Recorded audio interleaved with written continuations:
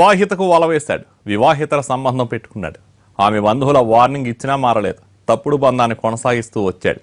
పద్ధతి మార్చుకోలేదన్న ఆగ్రహంతో సదరు మహిళ బంధువులు ఆ యువకుడిని కిరాతకంగా చంపేశారు.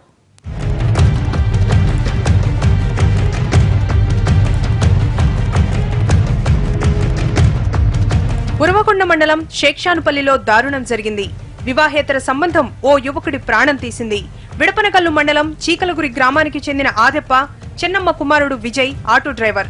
తన అమ్మమ్మ గ్రామమైన నెర్మెట్లలో ఉంటూ ఆటో నడిపిస్తున్నాడు. మిర్చి పంట కోతకు వెళ్లే కూలీలను ఏడాదిగా తన ఆటోలోనే తీసుకెళ్లి వస్తున్నాడు.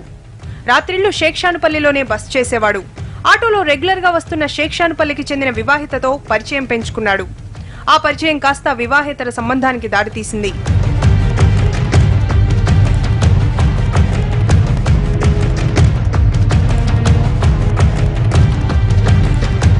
కొంతకాలంగా మహిళతో సన్నిహితంగా గడుపుతున్నాడు విజయ్.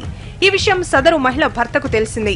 దీంతో విజయ్ను పట్టుకుని పద్ధతి మార్చుకోవాలని పలుమార్లు వార్నింగ్ ఇచ్చారు మహిళా బంధువులు. అయినా విజయ్ బుద్ధి మార్చుకోలేదు.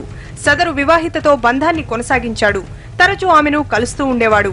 అప్పటికే వీరిపై నిఘా పెట్టిన మహిళ బంధువులు ఆగ్రహంతో ఉన్నారు. విజయ్ని చంపేస్తే వివాహితర సంబంధానికి ఫుల్ స్టాప్ పెట్టొచ్చని అనుకున్నారు.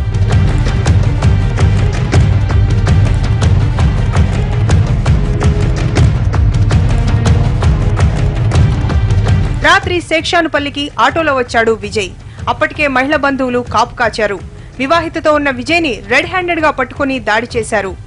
కట్టెలు గొడ్డళ్లతో దాడి చేయడంతో విజయ్ అక్కడికక్కడే చనిపోయాడు. విజయ్ పై దాడి జరుగుతుండగా సదరు మహిళ అడ్డుకోబోయింది. దీంతో ఆమెకు గాయాలయ్యాయి. ప్రస్తుతం ఆసుపత్రిలో చికిత్స పొందుతోంది. కొద్ది కాలం నుంచి నిర్మల్లో ఉంటున్నాడు.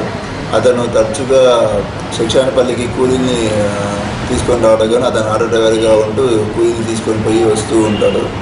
గత రాత్రి ఘర్షణలో కొంతమంది కొట్టినాక అతను ఆసుపత్రికి తీసుకురావడం జరిగింది. ఆసుపత్రిలో చనిపోవడం జరిగింది. పూర్తి వివరాలు దర్యాప్తులో తెలియాల్సింది. షేక్షానుపల్లిలో యువకుడి హత్యతో కలకలం రేగింది. గ్రామంలో ఉద్రిక్త పరిస్థితులు తలెత్తకుండా ఉండేందుకు పహారా ఏర్పాటు చేశారు పోలీసులు. హత్యకు పాల్పడ్డ ముగ్గురిని అరెస్ట్ చేశారు. వివాహితర సంబంధం మోజులో పడి ప్రాణాలు కోల్పోయాడు విజయ్. భర్తను పట్టించుకోకుండా విజయ్కి దగ్గరైన సదరు మహిళ కాపురంలో కలహాలు సృష్టించుకుంది.